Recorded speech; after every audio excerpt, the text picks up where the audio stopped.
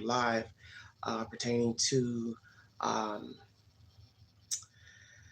the two women found rural Oklahoma, mother and state worker. We're going to listen to information from News Nation.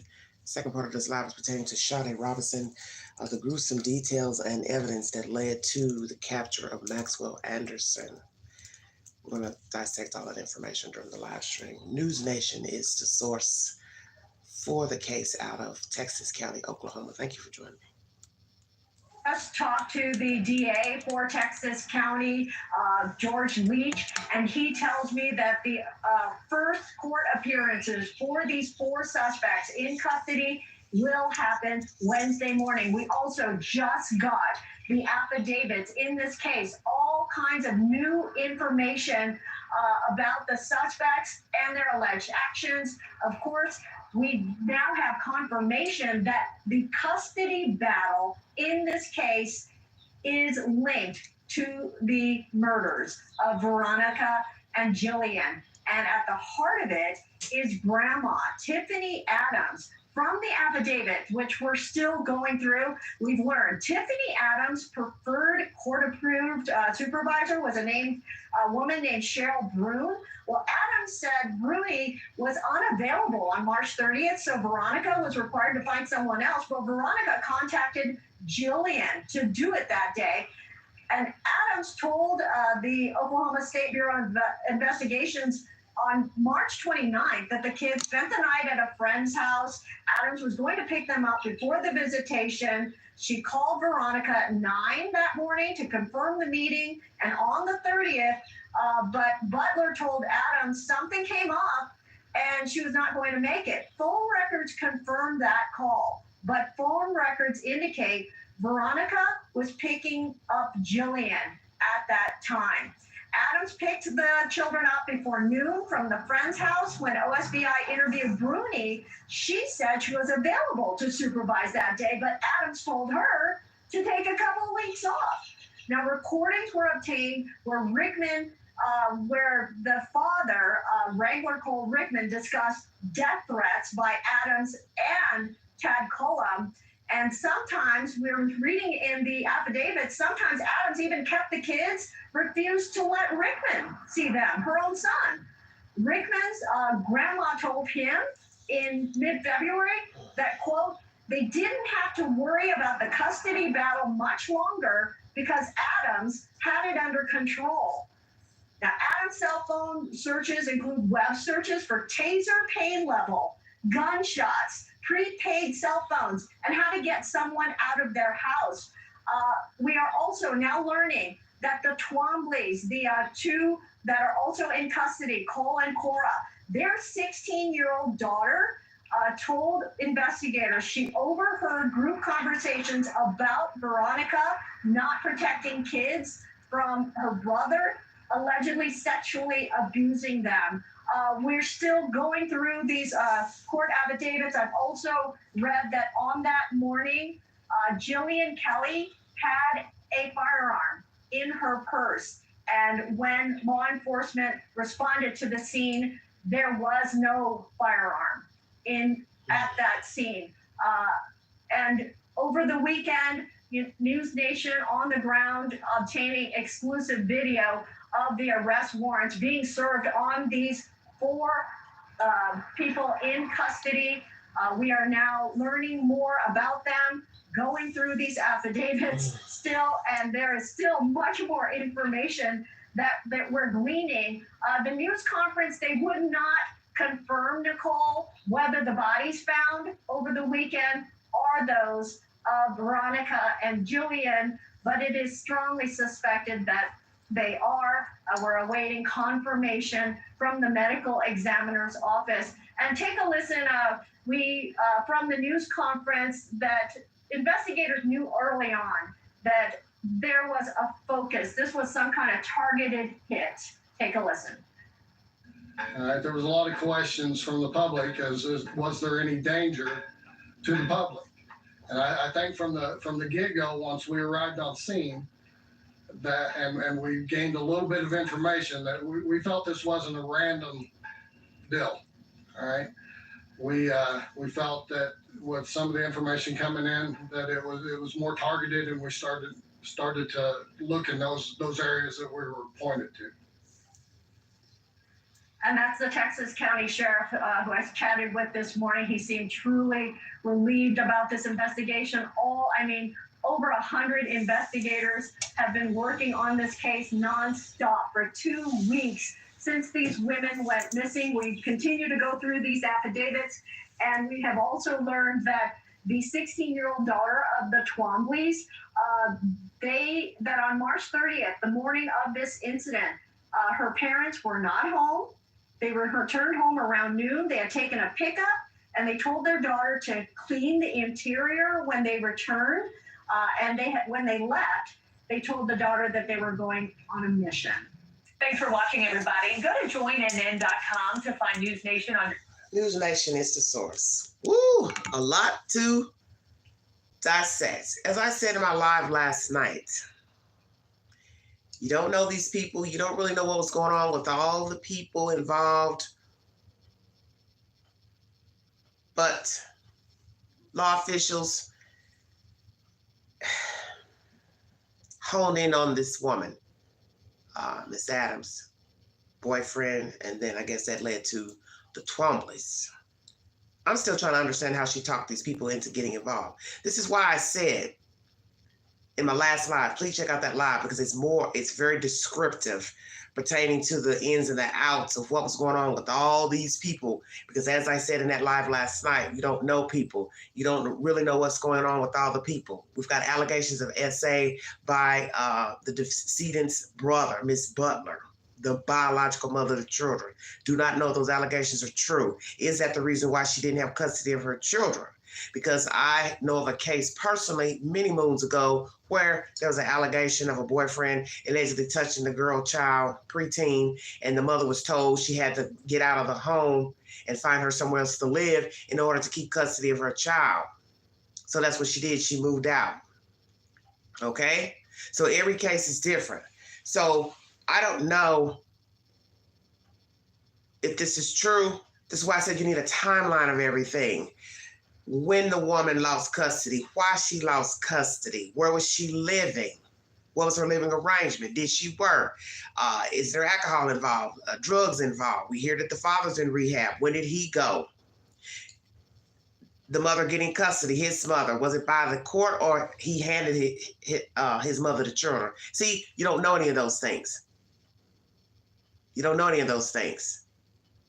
And as I said in that live last night as well, people can make up things as well. People can coerce children to make up things, lie. See, I don't know. And I'm not here to point the finger at who said what, who did what to whom, because I don't know anything. And I also know with the state, they are very picky about what they will reveal in a case. They definitely don't reveal anything when the people are living. So now we have a dead mother. Perhaps the state of Oklahoma will give us more information. Where I have the problem is what I said in my live last night. I don't know why Miss Butler would agree to go out to the middle of nowhere to meet this woman. I'm not going out to some random ass place with no security, no eyewitnesses to pick up my children. The children should have been picked up at a visible place, such as a restaurant, McDonald's, Burger King, the sheriff's department, police department. That's how you do business. If you feel like the people would do something heinous or not show up, whichsoever, that's why you do it at a police department, because they have cameras at police departments. And most people are not going to do anything crazy in front of a police department unless they just, want to go gangster style and take everybody out. And that is what happened here. We got lying going on with the Miss Adams and the state workers. See, that doesn't make sense. Why aren't you all verifying anything?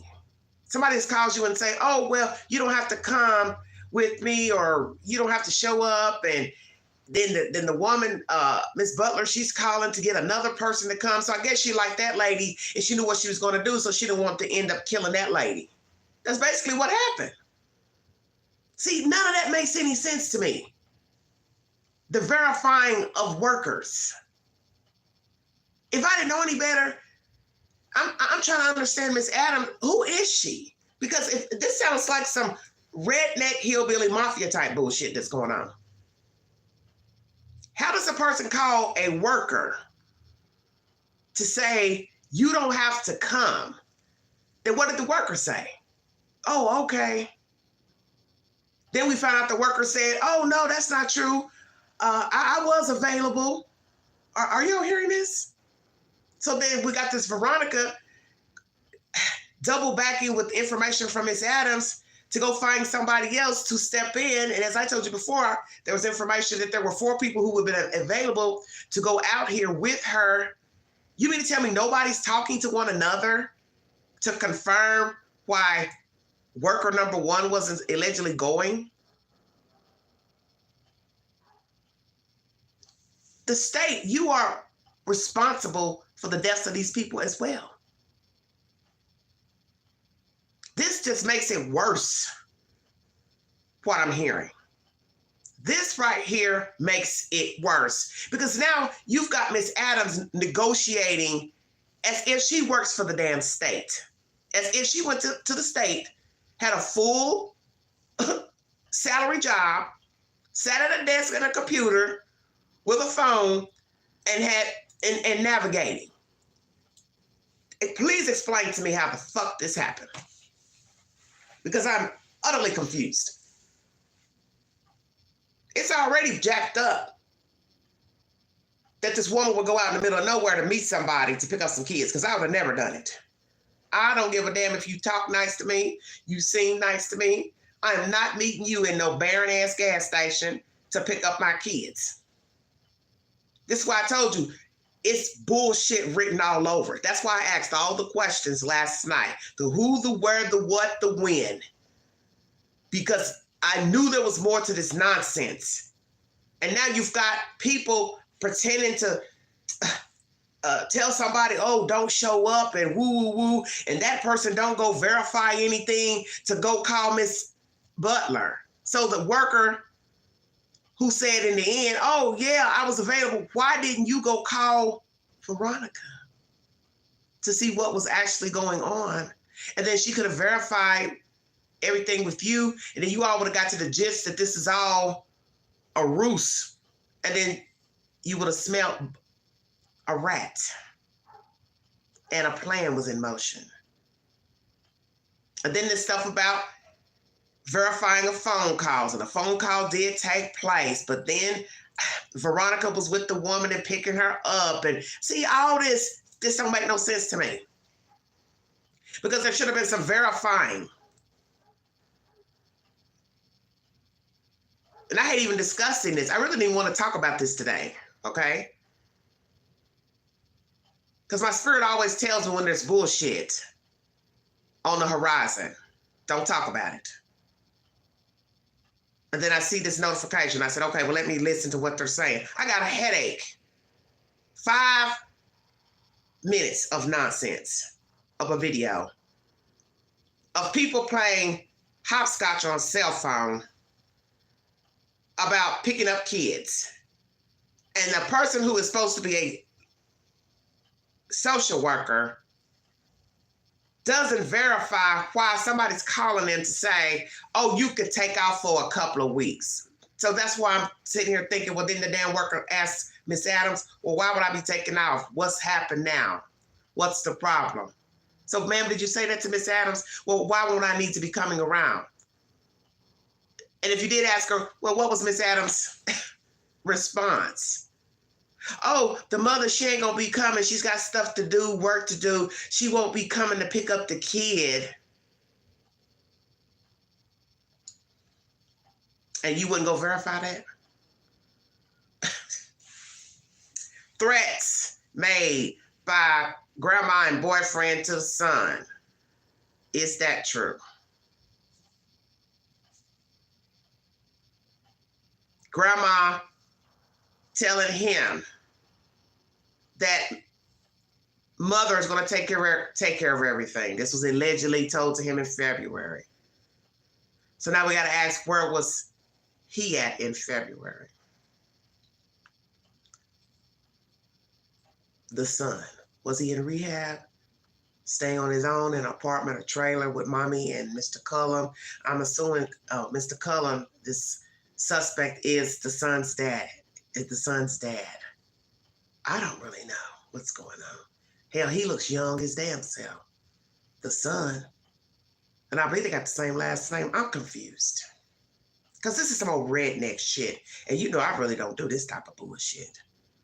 I'm just keeping it real. I'm irritated. Because that's all this is some old hillbilly bullshit about some kids and some allegations. Okay? Allegations. So we got allegations of sexual assault of children, a brother. They've told this to the Twombies. The Twombies have talked about it. See, I talked about all this in my live yesterday. Please check out that live, because that live is really detailed. You don't know what to believe. You don't know what's the truth. This is why I said I knew there was more to this story. But what is more, is it the truth? That's where there's the problem. Because you got to have somebody to verify the allegations of SA. Did somebody find out that somebody was touched? Somebody was penetrated? What was done? Why would a judge let a woman see her kids again if they were touched by her brother or Pookie or Ray Ray or Bubba? Why? So that's why I asked everybody, do you know Miss Butler, the decedent? Because maybe there's more to the story, but I still wouldn't have killed the lady, even if there was some truth. Let's say she was a bad mother. She had the wrong people around her kids, or she didn't know her brother was messing with the kids, or she didn't know whomever was messing with the kids. But then the state took the kids anyway. You still was stupid to kill the woman, because all roads are going to lead back to you, Miss Adams. This is how stupid you are. Mr. Cullum, whoever you are, boyfriend, whoever, baby daddy, you're stupid. All of you stupid. The Twombies, you're stupid. And what is your role? In this article I have, the sheriff, they're basically saying like they don't know the relationships between all four. What you mean? You know that Veronica's the mother of the children. Miss Adams is the biological grandmother of the children, which is the father's mother. What you meant to say is you don't know how the Twombies know the state worker and Veronica. Just say that. So what is the Twombies' relationship with Mr. Cullum and, oh my God, I can't remember the damn grandmama's name, Miss Adams. Now we got a 16-year-old saying she overheard her parents talking about the SA. So now we got somebody else repeating what somebody else said, what somebody else said. See where I'm going?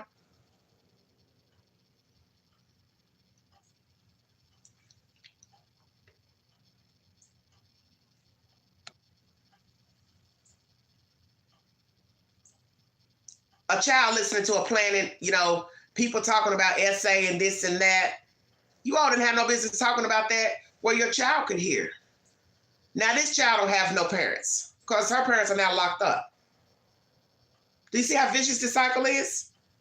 A mother is gone, a state worker is gone, deliberately gone because she didn't want that state worker to get killed because she knew what she was getting ready to do, Miss Adams and her little hillbilly posse. This is some cold shit. Okay?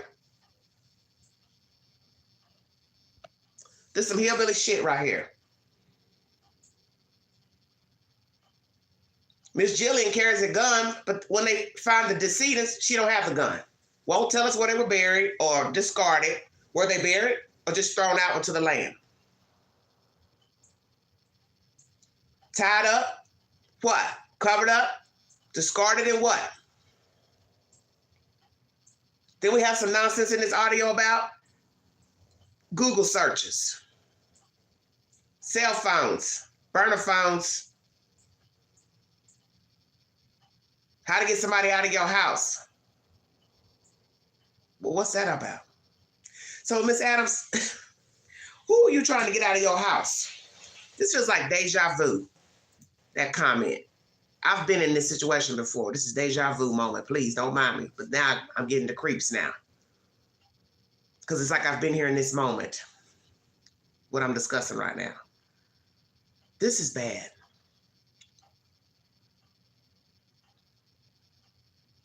Custody is the link to the murders. Allegations of SA. Miss Adams has gone around and told the Twombies whatever. And they stupidly went along with the plan. Also used her own child to clean out the truck. So what did the child clean out of the truck? What did she see in the truck? So we already know it's got to be something bad, because why would you ask her to clean it out? What was in there? Mud, dirt, blood?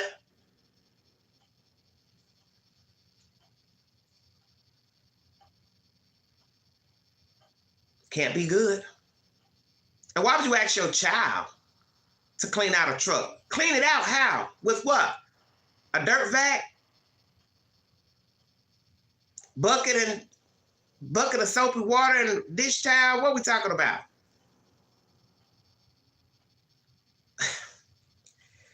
So now we got to ask this. They're saying early on they knew where to look as far as suspects. But how did you come across the Twombeys to be involved? Text messages? Did these stupid people text each other what they were going to do on burner phones? How many burner phones are we talking about? How many vehicles are we talking about that approached the women in their car? And the reason why you didn't see anybody searching on the ground, News Nation, is because that's not where the bodies were. Duh. It's obvious. They approached the women at the pickup spot, perhaps, or somewhere on a barren road. Got them out of the car. Or shot them in the car and dragged them out the car, put them in something, pickup truck, probably covered them with a tarp. We also hear that a truck was used. That's information from the Twomby's daughter, 16-year-old daughter. This is a lot of nonsense. So what's the truth, Tifany? Were the children abused, or one of the children were abused by Miss Veronica's brother, allegedly? Now, where's the brother at? What do you have to say about all this nonsense? Where is he? Is he free, locked up, what? Alive, deceased? Where's her brother? Will he come out and deny the charges of sexually abusing a child? Now, just imagine all this is true. You can now look at yourself and say, well, I'll be damned. I've abused my niece and got my sister killed. Well, I'll be damned. If it's true. See, you don't even know what's the truth. Or is this made up? I don't know. Because I don't know these people. But I know this is some drama, if I ever heard. This is some drama. So I guess you all stole the social worker's gun. Did they find the gun at the Twombeys in their car, truck, or in the possession of Miss Adams or her boyfriend? And what does the son have to say? How long is he supposed to stay in rehab? When did he go into rehab? Did he know about this plot to kill his baby's mother? Because the fact that he tells TBI or whomever, say TBI, OSBI, that the grandmother told him, oh, everything's going to be taken care of. Did you not ask grandmother, well, what do you mean? So, sir, did you ask your grandmother what she meant? If so, what did she tell you? Did she know what a plot to? So now we got to ask Mommy Dearest, did you tell your own mother that you were planning to kill the children's mother? Do you see how wicked this is? That's all you heard in 5 minutes of audio. He said, and she said, and he said, and she said. About allegations of SA and this woman not being a good parent. But is it the truth? Because, see, people can go tell a person anything. Yeah, he's doing this, she's doing this, I want to get rid of him, blah, blah, blah. Because people lie all the time. Now, I'm not here to say that the children weren't assaulted, but what I'm saying is, who's going to tell it? You're not going to get a child to come out and say they were sexually assaulted. Will the state of Oklahoma or Kansas tell us? Is this the reason why the woman lost custody of her children? See, it's too many questions. How long was she with the baby daddy? What happened in their relationship? Where was she living at the time when she lost the children? Why did she lose the children? Allegations of sex assault or something else or a combination? Was she in the lineup to get her children back? Is that the reason why this woman had her and the worker killed? We now realize Miss Adams was negotiating and willing and dealing behind the scenes, and the state workers are stupid. They don't even go verify nothing. So like I said, you all are liable for your own employee's death and Miss Butler's death because you didn't verify shit. I ain't never heard of somebody not verifying nothing when somebody called and say, oh, well, you don't have to come on a visit with me because she's making some excuse. And then you don't even go call the damn mother to see, well, hi, I just want to verify. Are you not going to be coming to meet her to pick up the children or whatever? I mean, nothing. So this, to me, the state office, it's running like what? McDonald's? It's some Ronald McDonald shit. We got hillbillies navigating state workers' positions in business. You all ought to feel like some fucking fools right now. It's bad enough that the State Departments get a bad rap for giving people children who have abused children, or neglected their children. And that's going to be fucked up if you find out there's some truth to these SA allegations, or that Miss Butler was neglectful at one point with her kids and she's visiting her kids and now she's dead. So now the kids ain't got no parents, no grandparents, no nothing. And the judge probably will never let anybody related to the kids see them for this very reason of this unaliving of Miss Butler. I knew this shit was going to be deep. I could smell it. And I'm ashamed as a human being to even hear what this woman has just reported in the news of Miss Adams doing all this wheeling and dealing and scheming and shit. And nobody from the state is calling to verify nothing with Miss Butler. You all have blood on your hands, the state of Oklahoma. And you're never going to stand account for it. But somebody needs to have their ass fired. And I'd say more than somebody, plural. Hey, Danielle. Because this is atrocious.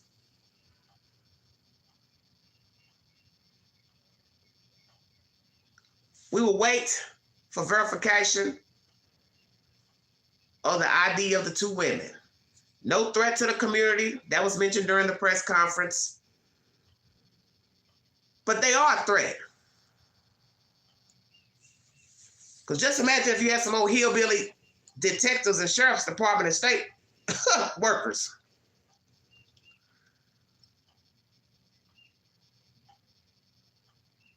Because we've got some old hillbilly shit that go on where people do walk free and they've killed people. Especially in small towns where they have the sheriff running everything, such as like Bardstown, Kentucky. Ding, ding, ding. People just popping up dead. Letting a man walk free after he done killed his baby's mother. Then he's got custody of the boy child. Yeah, that type of shit.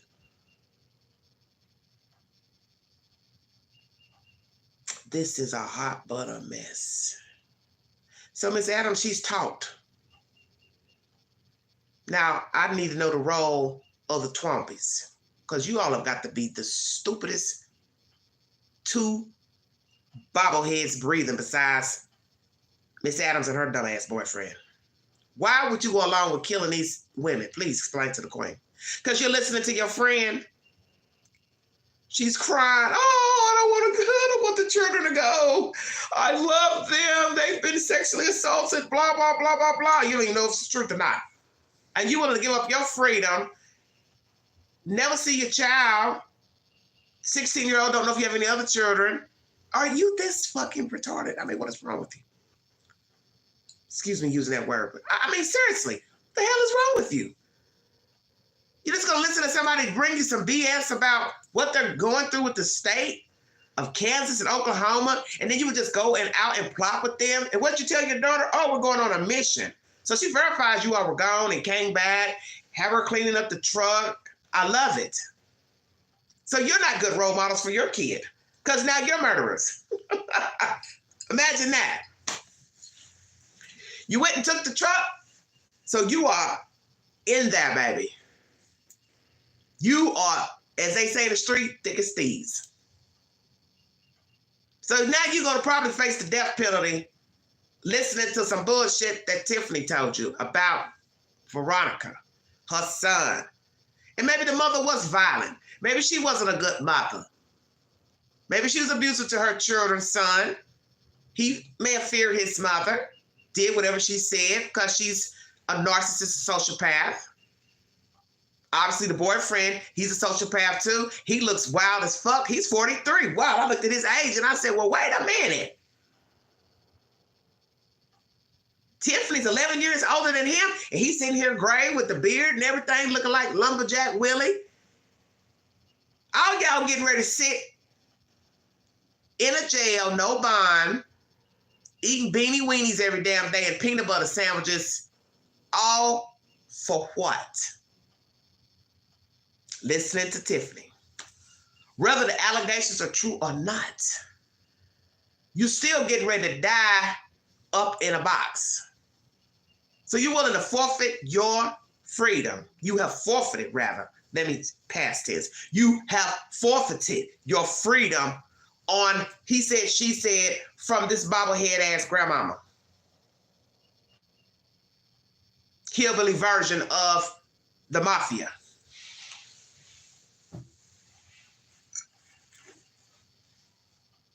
Help me understand how this makes any damn sense, because I don't understand none of it.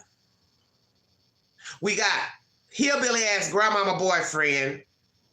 Don't know if her mother knows anything about it or any other relatives. Y'all better wake up. If the son knows more, he ain't gonna tell the whole damn truth. And then, because he maybe fear his mother and also involved too. And then we got the Twomleys. So this is what you all should be asking yourself about this little hillbilly ass place in Oklahoma. How many people in Oklahoma know about them murdering these two? I'll wait. This got Chad, Lori Daybell written all over it too. Oklahoma, Oklahoma. Just imagine a bunch of hillbillies sitting around a damn table talking about offing some woman. I got it already. I got that lady. I really like her, but I don't want to knock her off because she's really nice. So you willing to kill this other state worker? Oh, she ain't nice? Are you overhearing this? She deliberately made sure that lady didn't go because she liked her. Well, I'll be damned. You don't like Veronica, she's a bad lady. Don't like her brother because he's essaying the kids. But I like that worker right there. Like that state worker. Can't knock her off. Well, I'll be damned. Well, who else do you like, Tifany? You like those children, your grandchildren? Because you weren't thinking about them. You don't like yourself because you didn't have enough sense to say, all roads are going to lead back to me because I have custody of the children. Don't even know if you have legal custody of the kids. I'm waiting to hear if you had actual legal custody or you just had physical custody, because there is a difference.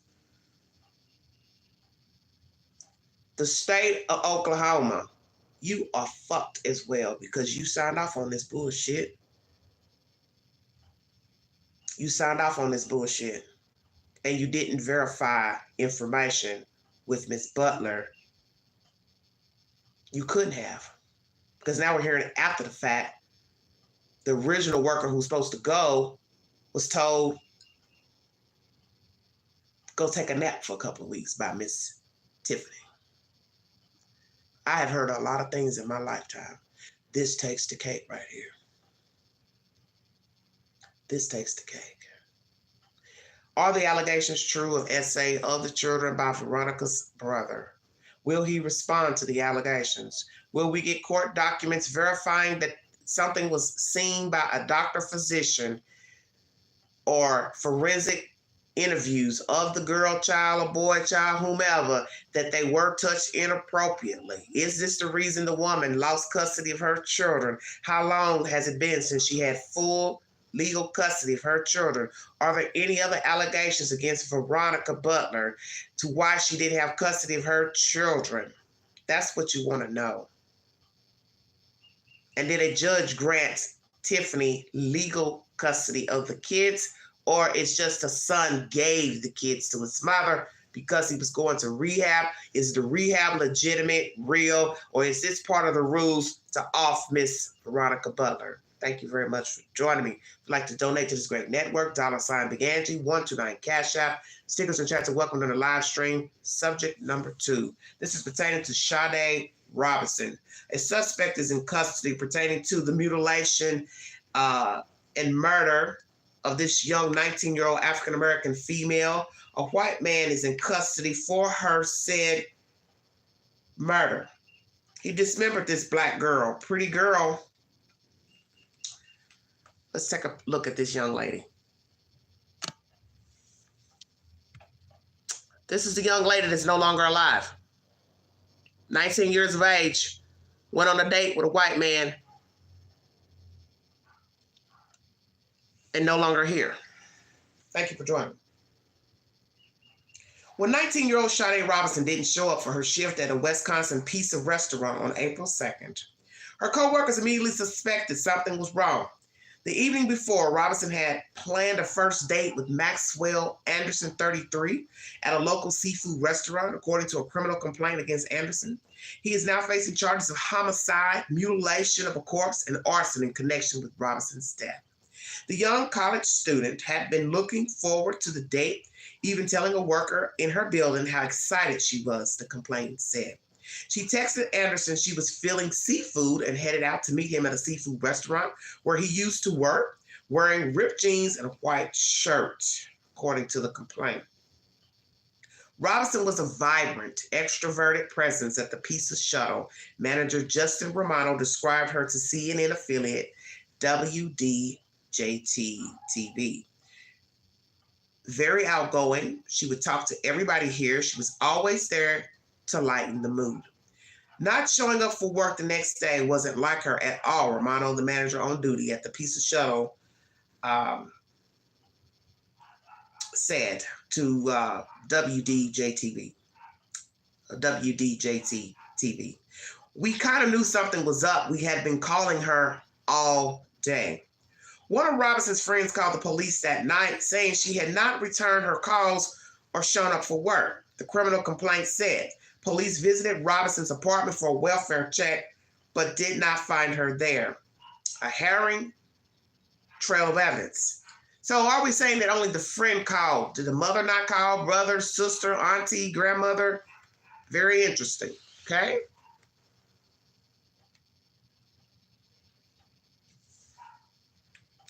The restaurant closed for 3 days during the search for Robinson, and authorities discovered a grisly set of clues. The morning after her date with Anderson, Robinson's vehicle was discovered on fire.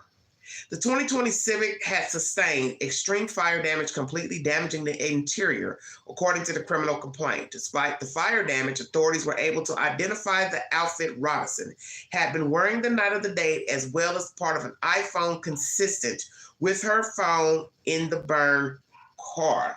So what evidence did they have to verify what she had on? Did she send a text of her outfit to a friend or associate or relative or even the defendant? I'm not sure. Later the same day, police were called to the scene of another gruesome discovery. A human leg on the beach in Watermont Park in the Milwaukee suburb of Cudahy, which appeared sawn off. Oh my God, at the hip. According to the criminal complaint, an examination determined the leg belonged to a black woman approximately 5 feet tall. It was identified as Robinson's using preliminary DNA evidence, the complaint states. On April 6, as police canvassed the area where Robinson's car had been found, they identified more remains, including a human foot and what appeared to be human flesh. All appeared to come from the same person, the complaint said. Phone records found by a friend of Robinson's and her mother using a location sharing app were detailed in the complaint. They show Robinson's phone traveling the night of April 1st from the seafood restaurant to nearby sports bar, then to Anderson's home and then to the park where the remains were discovered. So obviously he was moving her about after dismembering her, and obviously her phone was still on her persons or in his pocket. Very sick information. Let's have a look at Mr. Maxwell Anderson. Thank you for joining me, everybody. That is the suspect in this gruesome crime of mutilation and murder of a 19-year-old woman. As you see, he's a Caucasian male, went on a date with this black girl, but he had sinister plans. Very evil. Thank you.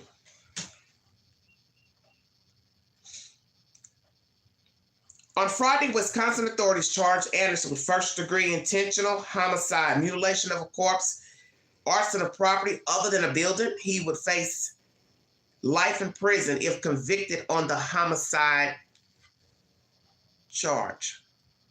Rightfully so. The complaint details evidence police ties Anderson to the crimes, including surveillance video, witness accounts, phone records. Authorities also found blood in Robinson's house and several gasoline containers. The complaint says evidence led authorities to conclude Robinson was dead. The facts mentioned in this complaint caused complainant to conclude that the defendant intentionally killed and then dismembered Robinson with the intent to conceal the homicide, and it occurred between the arrival at the defendant's residence and his departure from the Warnemont Park area, it states. Anthony Cotton, an attorney representing Anderson, told CNN his client is presumed innocent and we will fight this matter vigorously in court. Well, good luck with that. He's met her, talked to her, took her out there in public. She sawed off in different parts of her body. Blood is in his house. You know damn well they did DNA on the limbs and in his house. Please stop the nonsense. So good luck with fighting it. At a Friday news conference, police said the search of more of Robinson's remains and other evidence continues. When asked if her office was reviewing other cases of missing women for possible connections, Milwaukee County Sheriff Danita Ball said, so far there hasn't been any evidence that there are any other victims. Hope so. After Anderson's first court appearance, Robinson's mother, Sheena Scarborough, called his arrest justice for Sade. A verified GoFundMe for Robinson's memorial service described Robinson as a loving daughter, a cherished sister, and a dear friend to many. Robinson, originally from Mississippi, was about to graduate from Milwaukee Area Technical College and pursue a career in criminal justice, according to the fundraiser. Wow, from Mississippi. Wonder how long she lived in Milwaukee. When did she move to Milwaukee? The pain of losing Sade has left a void in the hearts of her family, especially her grieving mother and little sister, along with other relatives, friends, and the entire community who loved and supported her. Reads the description. As we come together to honor Sade's memory, we aim to provide her with the dignified farewell she deserves. CNN News is the source. So Maxwell Anderson, a Caucasian male, 33, has been arrested for mutilation in the intentional homicide of Sade Robinson, a 19-year-old Black female. What happened here? Sir, you intentionally sought this young lady out. Where did they meet? How did these two come to know one another? Did they meet out in public through friends, associates, his restaurant, her restaurant, date app, Facebook, Instagram? How did the two meet? Has he dated Black women before? Has she dated white men before? Did he intentionally pick up this woman to kill her? Had no interest in trying to date her, be with her, just somebody to play funny games with? I don't know. I don't know his preferences in women. I do know that evidence has linked him to the crime. Blood was seen at the crime, going into this apartment building, leading up to his door, going away and to and fro, which is bizarre to me. So they keep mentioning mental state in some articles and news broadcasts pertaining to Mr. Maxwell. It doesn't really matter. It's just ridiculous. Because when you start talking about cutting up a person and taking the body parts and put them in different places, that shows you know exactly what you're doing. If this was a matter of a schizophrenic, he would have just killed her, choked her, whatever, and wouldn't have done all this extra work of trying to hide, mutilate the body and take the body parts over here, over there. Is that someone said in one broadcast? It seems intentional what he did, putting the blanket out in public. I believe that was found in a public place, and it was laid neatly out, a blanket she had made of her dead dog. I believe it's a photograph of she and her dog on this blanket. So they said the way it was found, it looked intentional. He meant for it to be found. Setting her car on fire. Why? You think they can't get a reader on the plates if the entire car isn't engulfed? You've got to burn the VIN number off the front of the car, Dodo Bird. Oh, dear God. This is how stupid people are out here. Violent tendencies, fighting, altercations, lashing out at strangers. This is in his repertoire, past behavior. Will we get someone to come forward, a female, to say he was violent with her more than one? Choking, beating them up, pushing them. Has he been violent with other women in the past? Has he dated other Black women in the past? Has he been on social media trying to pick up women? Is he on a date site? Does he have a profile, Mr. Maxwell Anderson, on a date site? Match.com, POF tag, one of the date sites. How did these two formally meet? She worked at a pizza place. He's done bartending work and also worked at that seafood restaurant where they met. Let's go there. How long has it been since he last worked at the seafood place? Did he quit or was he fired? Imagine, as I put under an article, I commented, I said, imagine knowing this story, hearing this story, and you realize, oh my God, he used to serve me drinks at that bar. Oh my goodness, he used to work at the restaurant where I used to eat. Now we hear the seafood place. What was his position? Dear Lord, please don't tell me he was the chef. I'm dead. What was Maxwell's position at that seafood place? Bartender, chef, worked on the line cook, meal prep, waiter, host, dishwasher, busboy. What are we saying? We hear that she was cut at the hip. Are you kidding me? With what? What did Mr. Anderson use to dismember Miss Robinson? How many body parts have been found pertaining to the victim? We hear that a foot was discovered with flesh also discovered. Assuming perhaps maybe the flesh was separate. I don't know. Maybe more mutilation to the body, torture after the fact. Praying she was not tortured alive. That will be very disturbing because one, people are going to try to figure out why did he, one, unalive her? How did he unalive her? Number one, did he torture her while alive? How many body parts are law enforcement looking for? I'm just sitting here listening to this nonsense. 5 feet tall, so she was not a tall person. Wouldn't be much to dismember her being, a short person. Have all body parts been located? They want the body parts, obviously, to have a funeral, but naturally you can't have an open casket.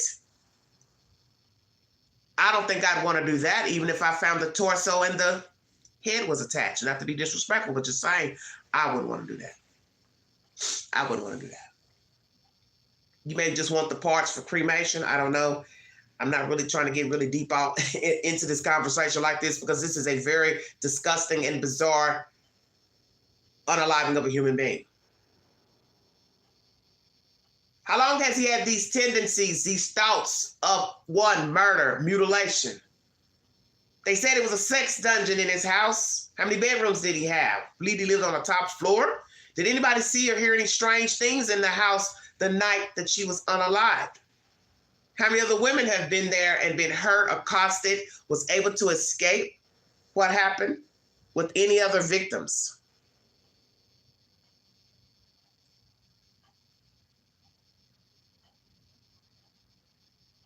How many other women have been in his home and were unsafe, hurt, tortured, tied up, bound, gagged, suffocated, strangled, but lived?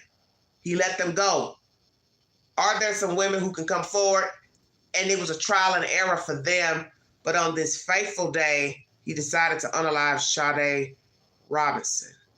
Condolences to the family. This is bizarre. What I find so interesting is that there were people, Johnny on the spot, who called to say she's missing. She's not answering her phone. File a report. They closed the business once they realized she was missing. Very noble of them. Very noble of the manager, owner, who closed the business. Thank you. Because many people don't do that. They don't close a business because somebody didn't come into work. They suspect foul play. We live in a society where money is king. We're not about to stop no business because our employee didn't come to work or we think something bad happened to them or her, whomever. We keep it rolling. So I thank you, Piece of Shuttle, for closing your business and showing respect for your coworker, because now you know that she won't be returning. And the worst possible scenarios happen to this young lady. As my message to most women and men as well, you have to be very careful of your surroundings. I've said this in my last live stream pertaining to Sade. You don't know people. Doesn't matter where you meet them. Doesn't matter how long you've known them. You don't know people. People have sinister thoughts. People have sinister ways. Some have been caught, some have not. I will be bringing you content this week on the infamous John Wayne Gacy, appropriately, in relation to this title, this topic. It's called blind trust. Going along with somebody, meeting somebody at their house, meeting somebody at the restaurant. You think you're safe because you're in public, but they're hoping, if they have something sinister in mind, is that you'll meet them somewhere else later. And that is exactly what happened. She probably had a good date. He put on a facade that he was nice, kind, probably paid for her meal, drinks. Hey, come on back to my place. We could watch a movie, blah, blah, blah. Or could have asked her, would she like to have sex? Did he ask her to have sex? She agreed. Naturally, she wouldn't be expecting what happened to her. I can't even imagine, because I won't doubt, as they said, as soon as she got in the door, he probably pounced on her. 5 feet tall, she couldn't fight this man. How could she? Did she carry a weapon, known to carry a weapon? She didn't win if she did. Will we find out he's exacted violent behavior against women in his past, because we hear he's had some episodes where he has shown out in public acting a donkey's ass. They keep throwing out his mental problems. Is he diagnosed with bipolar, schizophrenia, or some type of mental defect?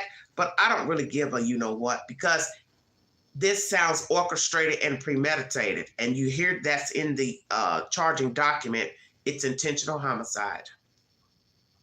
Because there's no telling what they found in his house.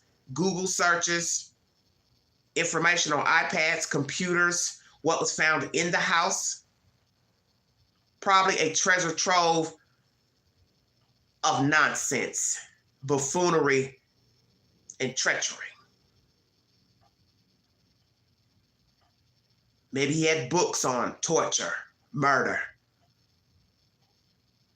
Google searches about torture, murder, DVDs on torture, murder, violent porn. You probably watched a lot of violent porn, simulation of torture and murder. God forbid he had access to snuff films. It's even hard to even imagine somebody actually filming somebody torture a person and unalive them and sell it as a movie, but they say they exist. I don't know, never seen them, don't have no interest in watching it. But imagine that the snuff films do exist and are real, and perhaps Mr. Anderson has partaken in watching such evil content. My condolences to the family. I pray that they are, law enforcement is doing due diligence to attain all of the body parts belonging to the victim. As I said, naturally, the parents and family members will probably just have a cremation of this lady. And this is a terrible, terrible ending to a young life of a young lady living on her own. She had a car. I think she's doing pretty damn well to have a 2020 Civic. We're just in 24. Own place. Probably out doing things that young people do. Go places, travel, parties, functions. And then she met Mr. Maxwell Anderson. Possibly thought he was a nice guy. He sounded nice, looked nice. But he was not nice. And that's the thing that shows you how sick people are. Is they can put on this facade. Oh, you look nice, you're pretty, you smell good. Oh, I've been eyeing you, I've been wanting to talk to you, whatever. And then when you get along with them, as my aunt once said, once the door is closed, all bets are off. He doesn't play fair. And that's what women need to understand about going into the belly of the beast with a stranger, with a man you don't know, you never met before. One-time meeting, two-time meeting. He says, come back to my place, or you go to his place, or you go to a hotel. Don't think you can't get unalived in a hotel. Please understand, many people have been found dead in hotels, and the person who unalived them did not give two you-know-whats that their name was on a sheet of paper with the picture of their ID. Because people are crazy, and they don't give a damn. So you risk your life getting in the car with a man, going to his house, going to a hotel, Airbnb, somebody else's house, taking them to your house. Does not matter. Because once the door is closed, all bets are off. And even if there's an agreement, hey, we're going to hook up, we're going to have sex, whatever, drinks, a movie. Once again, once the door is closed, all bets are off. Because a lot of people will say, well, why would he do it if he knows that she agreed to have sex, or he called her text and said, hey, what you doing? You want to do a little something? And she said, yeah, sure, okay. I'll be over about 8:10. And then, boom, gets in the door. Next thing you know, it's a headlock, it's suffocation, it's a beat down. It's a stabbing, it's a shooting. And the first thing people say, well, I thought, why would he do that? She agreed. So what? So what? So what? She agreed. So what?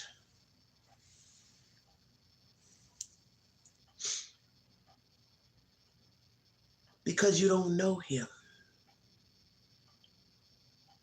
In all these cases you see of serial killers, rapists, it's all the same. It's all a sad situation because it's called blind trust.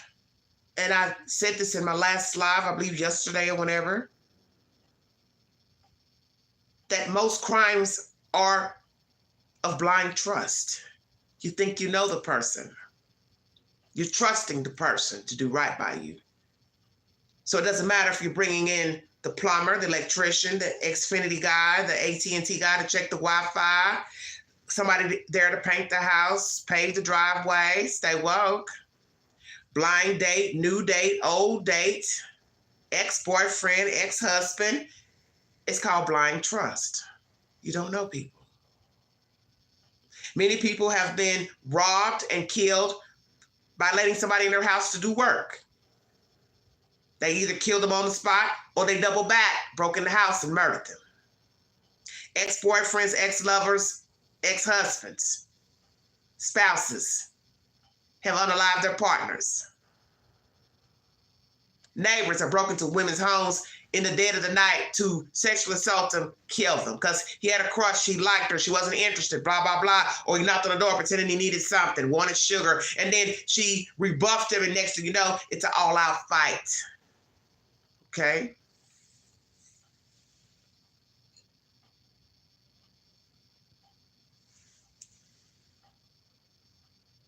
You don't know people. So this is why I said in my last live stream that don't think you can't be a victim, because you have to trust somebody. You live in an apartment. The maintenance man, staff comes in to do work in the apartment, or they come to do the fire extinguisher, that fire extinguisher company, whoever, you're there alone, you're working on a computer, you're in the bed, you're half asleep. You open the door, and then next thing you know, somebody's assaulting you, choking you, beating you up. And you're thinking to yourself, oh my God, they're on the clock, they're in their uniform. Who cares?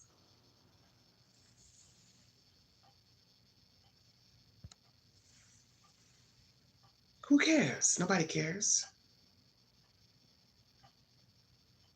The white man out west who kidnapped a little white girl while he's delivering packages. What was it, UPS or FedEx driver? In your mind, you're saying, who the hell does this? You're on the clock in your uniform. Okay?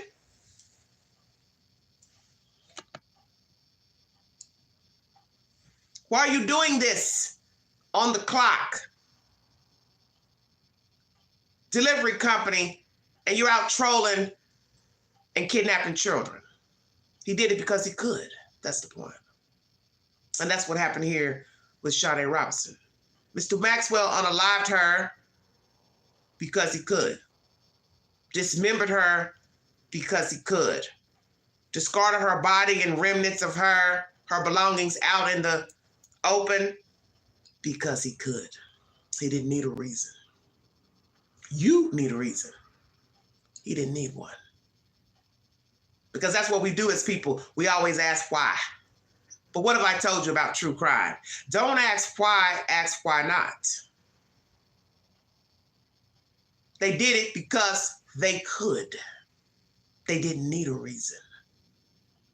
You're an outsider. You allegedly don't have a killer's brain, a killer's mindset, a sadist mindset. So you ask why, but I say you think like a sadist. Why not? Why not kill her? Why not torture her? Why not dismember her? Because I can, and I don't need your permission. And it's a sick way of thinking to do these type of acts toward another human being. Torture of animals, setting items, cars on fire. And also trying to understand why a person would do this. It's a place you don't want to travel. And I pray none of us ever have to go down that road to sadism or even have to unalive a person unless it's self-defense. Fatal date. Ms. Robinson had a fatal date with death and probably had no idea. And I can't imagine what she experienced in his apartment. We may sit and wonder if she saw any signs during the date, saw any signs in conversation with Mr. Anderson, like inappropriate conversations, commentary and text messages, or, on the date that night. Maybe she got an uneasy feeling, but went ahead and said, well, I'll go on and meet him anyway, or I'll go on and follow him back to his house. So did she drive back to his house? So how did the date really go? He picked her up, or she picked him up, or they met there. He went and got in his car, he walked, and he told her to meet him at his house. Or how did it go? Because what I'm trying to understand is him setting her car on fire. That would lead me to believe perhaps she parked her car at his home. And maybe he used her car to transport her body parts And then he set her car on fire and then went around different parts of the city, possibly used her car, throwing out her body parts. That's a cold motherfucker. But hopefully, by the grace of God, this will be his last murder. And he won't get the chance to do it again. And we will see what the defense will have. Because as you heard in his commentary, his attorney saying, we're going to fight this vigorously. Nobody gives a damn. Because evidence led detectives to his door. Because he was stupid. And he left a trail for them to find him. So he did not care. So you can call that mental illness, mental defect, whatever. This was intentional. And it's no telling, as I said, what they found in his home, in his devices, because they already said it was a sex dungeon. So he probably had toys, whips, chains, handcuffs, ropes, torture devices, tools. And it shows you he's ignorant. He left a trail of blood going to and from his apartment. Who does that? You're going to go out with bloody parts and you don't see that you're leaving a trail of blood, and then you don't even clean it up. So maybe that's why they're saying, oh, he's got a mental illness. He didn't even think to clean up. It's still intentional. Because there's no reason to, one killer, there's no reason to cut her up. Will we hear from more victims? Will we hear from any woman who dated him, went out with him, and had a serious, scary encounter with Mr. Maxwell Anderson? Friends, family, will they come forward to defend him and say, he's a nice guy, he popped off, he's got a mental illness, schizophrenia? What are we going to hear? As I said, those things won't matter. But naturally, there'll always be somebody that would defend a crook, a criminal, a sadist, because people do it all the time. We have all been short of the glory. Maybe not a sadist or a killer or a sociopath or psychopath, but there's always somebody who will aid us and say we're nice people despite what we've done wrong. So who will defend Mr. Maxwell Anderson? We will see. First conversations pertaining to the women that were missing out of Kansas. They are believed to be deceased. We will wait on an autopsy report and proper identification of Miss Butler and Miss Jillian, mother and a state worker, found deceased. Bodies have been recovered out of rural Oklahoma. Press conference was given today, and also News Nation has done commentary pertaining to the affidavit. I discussed all that earlier during this live stream. Feel free to go back to the beginning of this live to get the said information. This is a very heinous story, and this is why I made the claim in my last live last night that you need to be aware of your surroundings, such as in the case with Sade Robinson, and also in this case of a mother trying to get custody of her children. I don't know what happened with Miss Veronica. I don't know what she did or didn't do. I don't know who she allowed to be around her children. I don't know if the allegations are true about her brother essaying one of her children. I don't know if she was unfit, alcoholic, drug addict. These things are in her past, if they're made up. The point is, the woman, Miss Adams, felt some type of way about her, and she plotted with her boyfriend and two other people, a couple, to unalive her. And this state worker, Miss Jillian, that's what happened. So the motive and the reason doesn't matter. It should have never happened. If she wanted custody of those children, rightfully so, she should have went to court and fought her case in court, because that's what you're supposed to do, is fight it in a court of law. The only way I could see somebody unaliving a person, they had adamant proof that a child was raped, assaulted, and they did not want that to happen again. But the point still remains, if you take that route of murder, you should know that all roads are going to lead back to you, because you were going to court to fight for custody. You were going to be a suspect.